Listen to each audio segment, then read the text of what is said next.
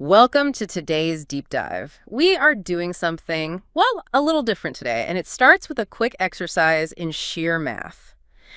I want you to think about your family tree. You have 2 parents, 4 grandparents, 8 great-grandparents. Right. It adds up fast. It totally does. Yeah. If you keep doubling that and go back 7 generations, which that puts you right in the 1770s, you have 128 fifth great-grandparents. Oh, wow. 128 people whose combined existence eventually led to you. Now, if your ancestors were living anywhere in the 13 colonies at that time, and they weren't like strict pacifists like Quakers or Mennonites, the statistical odds are incredibly high that you have a direct personal connection to the American Revolution. The math really is staggering when you lay it out like that. And it changes how you look at the founding of the nation. Totally. It stops being this distant event that you only read about in textbooks, and it becomes a very personal family history. Which is exactly what we are focusing on today. Our goal is to give you a simple, beginner-friendly guide to finding your own Revolutionary War ancestors. Yeah, and it's such a rewarding process. It really is. To do this, we are using a fascinating transcript from a genealogy training session. It was led by Lori Coffey, who is a volunteer with the Pinellas Genealogy Society, and she essentially teaches you how to treat history like your own personal detective cold case. It's a great approach. Right. But, well, to even begin that detective work, we first have to fundamentally change our definition of who a patriot actually was. Right. Because if you are only searching for a guy in a tricorn hat holding a musket in a perfectly straight line, you're going to miss out on a lot. Exactly. You are going to miss a massive portion of the people who actually made independence possible. Okay, let's unpack this. Because the military structure back then was absolutely nothing like our modern armed forces. You had the Continental Army and you had the militia, and the difference is huge. Oh, yeah, night and day. Right. The Continental Army was your full-time, active-duty military, but they only made up about 3% of the men. Just 2%. Yeah. The militia, on the other hand, made up about 15% of the men. It was essentially a heavily armed neighborhood watch. And we have to consider the economic reality of the time. I mean, the militia was seasonal out of sheer survival necessity. Because they were farmers. Exactly. These were farmers. You couldn't have your entire male population marching off to fight in September, or nobody would be there to harvest the crops. Right. The whole town would just starve. The entire community would starve come winter. So they would grab their muskets when the local alarm sounded, fight a skirmish, and then go right back to the fields. That makes so much sense when you think about it. Yep. And it wasn't just guys with muskets either. Lineage societies like the DR, the Daughters of the American Revolution, they recognize a category called patriotic service. This is a crucial category. It recognizes the logistics of war. An army needs supplies, communication, and, infrastructure just as much as it needs infantry. Right. The source mentions a lockmaker and gunsmith in Pennsylvania named Peter Reigart.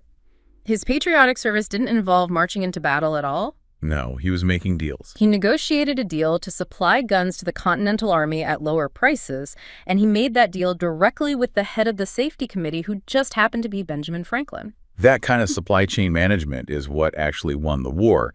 And, you also see non-combat roles on the battlefield itself, like James Ballou. He was a 55-year-old fifer. Yes. He got paid 40 pounds to play a tiny wooden flute. Right. And at first you might think, oh, he's just there for morale, but no, it was a vital communication system. Because it was so loud. Exactly. When cannons are firing and thousands of muskets are going off, the noise is completely deafening. You can't hear a commander shouting. So Ballou and the drummers would play specific tunes to signal formations, and that tune would get passed down the line of fifers until the whole army knew the orders. It functioned as an audio telegraph system, which is brilliant. And recognizing those diverse vital roles naturally leads us to the actual diversity of the revolution itself, which history books often overlook entirely. They really do. There were many patriots of color who served. For instance, the source highlights Joseph Brown, a Black and Wampanoag man from Massachusetts.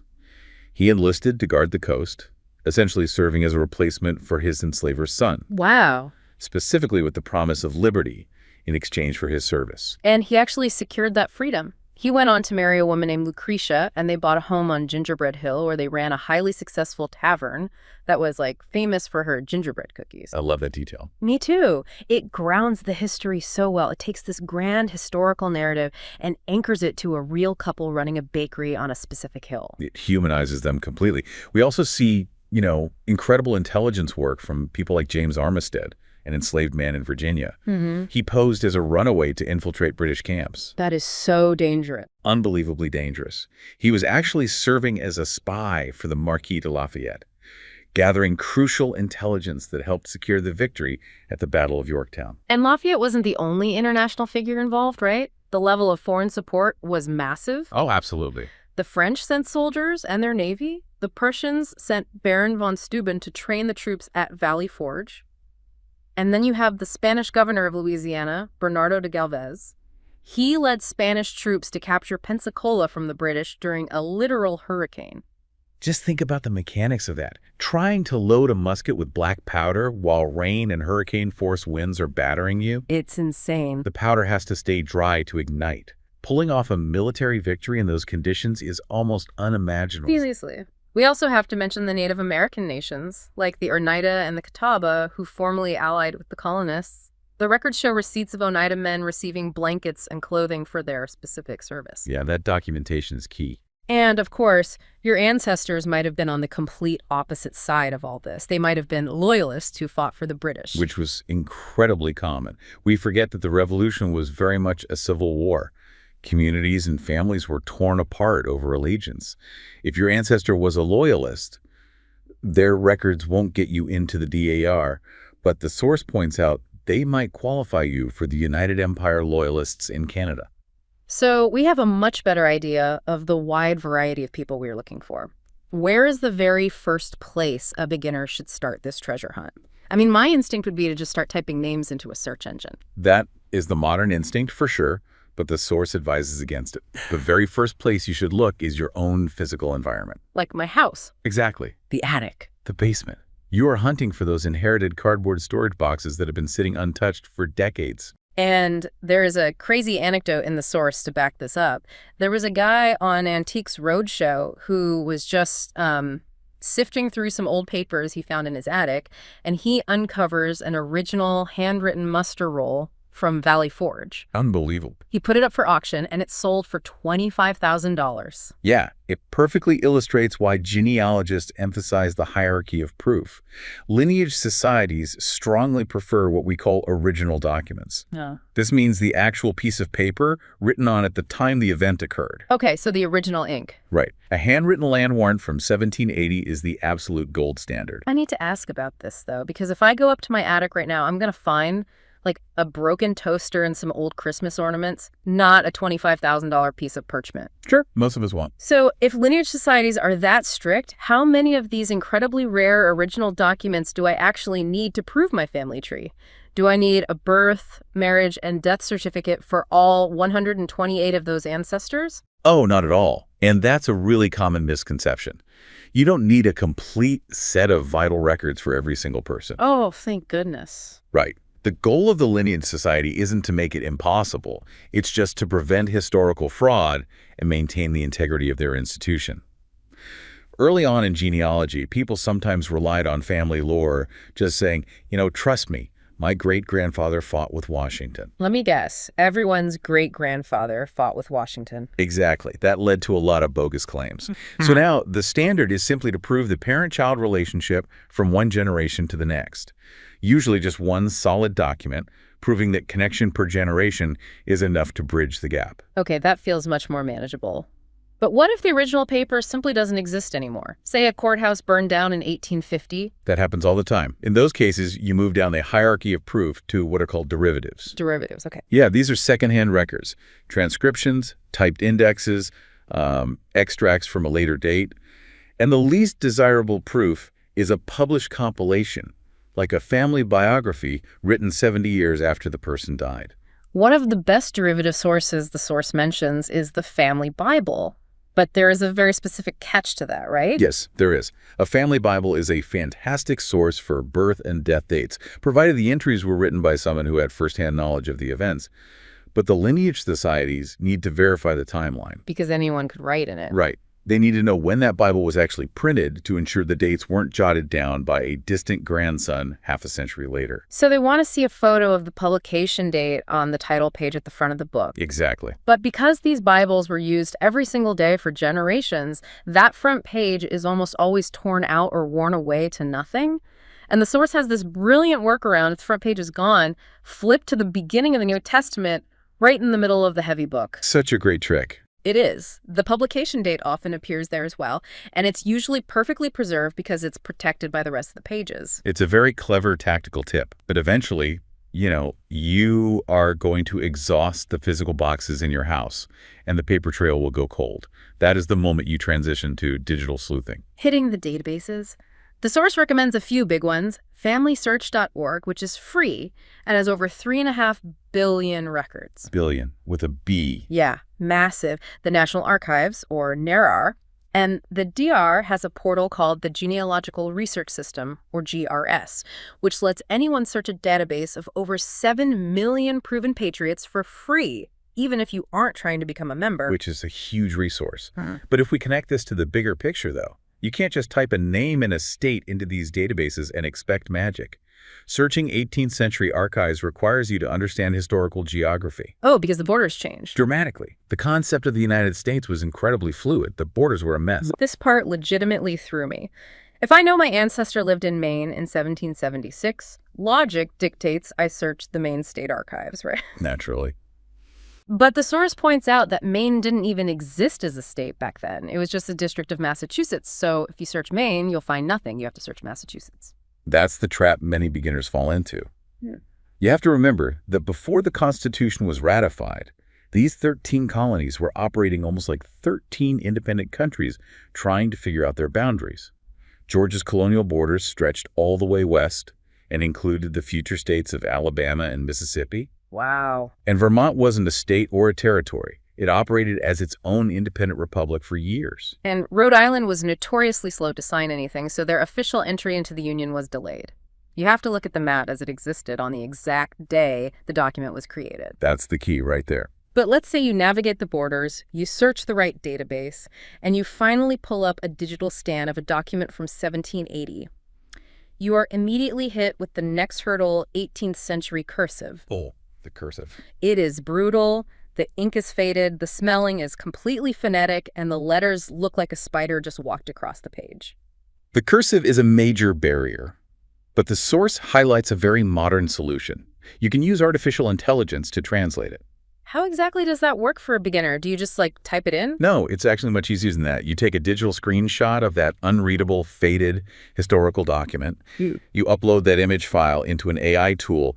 The source specifically mentions Google's Gemini, and your prompt is simply, please transcribe the handwritten text in this image into typed text. And it can actually read it. Yeah. The AI is remarkably adept at recognizing those archaic letter forms and deciphering the script. That saves countless hours of squinting at a screen.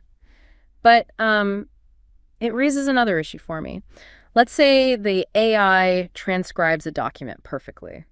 It says the soldier's name is James below, but my family name is Ballou.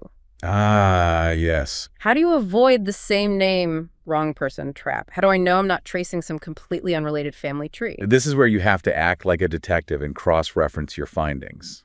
You have to realize that spelling was wildly inconsistent back then. Standardized spelling wasn't really a thing. Right. A clerk might have heard Ballou and written down below or even blue. So you cannot rely on the name alone. You have to build a web of corroborating evidence. Okay, how do you do that? If you find a James below, you immediately check the surrounding details. Does his wife's name on this document match the wife's name in your family Bible? Ah, I see. Do the names of his siblings match? Does he own land in a county where you know your ancestors lived? You use those secondary details to lock in the identity. Okay, so we've tracked down the names, we've figured out the messy colonial borders, we've used AI to read the cursive, and we've cross-referenced to make sure we have the right guy, we have the data. The who and the where. Exactly. But I want to know what they went through. How do we find the actual stories of their wartime experience? To find the narrative, you have to shift your search away from vital records and look for two specific types of government documents: pension files and bounty land warrants. Here's where it gets really interesting, because the source describes these pension files as being basically the exit interviews of the American Revolution. They absolutely are. And what's crucial to understand is why they are so detailed.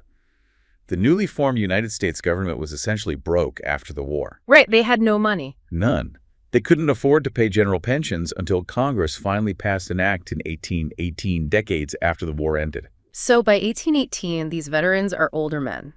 And to get their pension money, the government didn't just take their word for it. They had to walk into a local courtroom, stand before a judge, and testify under oath about their entire military service. And court clerks furiously transcribed every single word. So when you find a pension file today, you aren't just finding a list of dates. You are reading a first-hand, raw account of the trauma, the frostbite, the long marches, and the battles told by the man who survived it. It turns a name on a page into a rich biography. It really does. But what if they didn't live long enough to get a pension? Or, they didn't qualify for some reason? That's where bounty land warrants come in. Correct. Because the early government was cash poor, but they were land rich. They compensated soldiers with the promise of free acreage out west in places like the Ohio Territory. The source explains this process, and I think the best way to understand a bounty land warrant is to think of it like a government-issued gift card for wilderness. That's a great way to put it. The government hands you a piece of paper that says, good for 100 acres in Ohio, but you have to go redeem it. You have to travel all the way out there, survey the land, and bring the survey to a land office to trade the gift card for a land patent, which is the actual deed. And realistically, if you are a 60-year-old veteran with a bad knee living in Pennsylvania, you aren't going to walk 500 miles into the frontier to chop down trees. Exactly. So most of these veterans just sold their gift cards, their warrants, to land speculators for hard cash. Yeah, just took the money. And the beauty of this for us is that every step of that transaction, the application for the warrant, the sale of the warrant, the final land patent, it generated a massive paper trail. And all of it is preserved by the Bureau of Land Management and is entirely searchable online today. And when you dive into these deep narrative files, you really see the full spectrum of human behavior. The archives hold the records of heroes, but they also hold the records of traitors. Yeah, that was wild to read. The source points out that you can find paperwork for Benedict Arnold on both sides of the conflict. In 1778, there was a record of him as a major general at Valley Forge, swearing a solemn oath of allegiance to the United States. And 2 years later, he is betraying West Point to the British.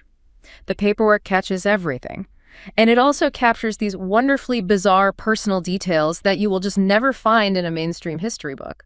There is a story of Hezekiah Posey. Oh, this one is fascinating. He was a Patriot soldier who got wounded and was taken prisoner by a British man. And the records give us the captor's name, Moses Marmaduke. Which is a fantastic name, by the way. Right. So Hezekiah manages to escape from Moses Marmaduke. He survives the rest of the war. He packs up and moves to Alabama to start a family. And then, for reasons that are completely lost to history, he decides to name his own son, Moses Marmaduke. This raises such an important question about how we view the past, because that detail is inexplicable.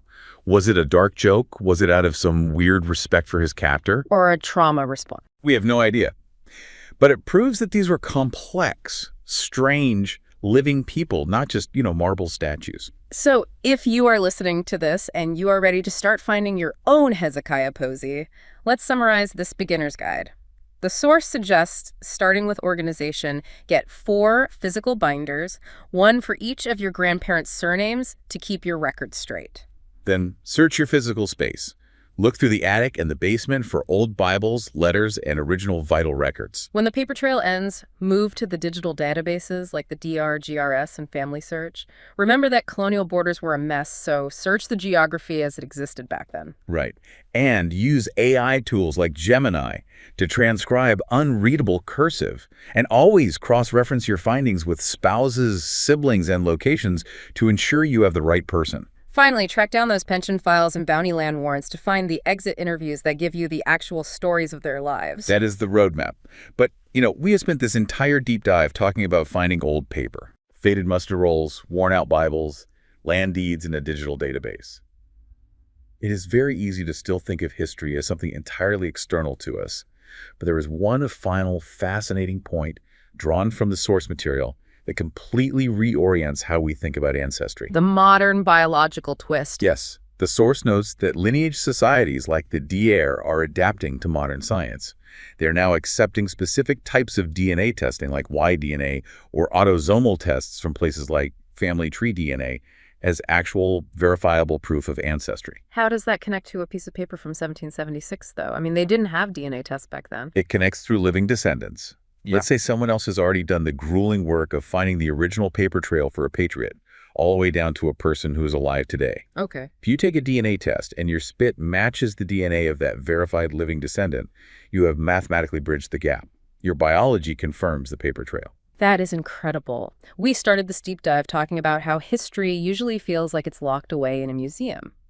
But when you realize that DNA is now an accepted historical record, it means the history of the American Revolution isn't just sitting in a cardboard box in an attic. No, it's not. The biological evidence of those farmers who formed the militia, the fifers who signaled the orders, the spies who risked their lives is quite literally walking around today, written into the very cells of your own body. It's a powerful thought. It really is. You aren't just studying history, you might actually be carrying it. All you have to do is look.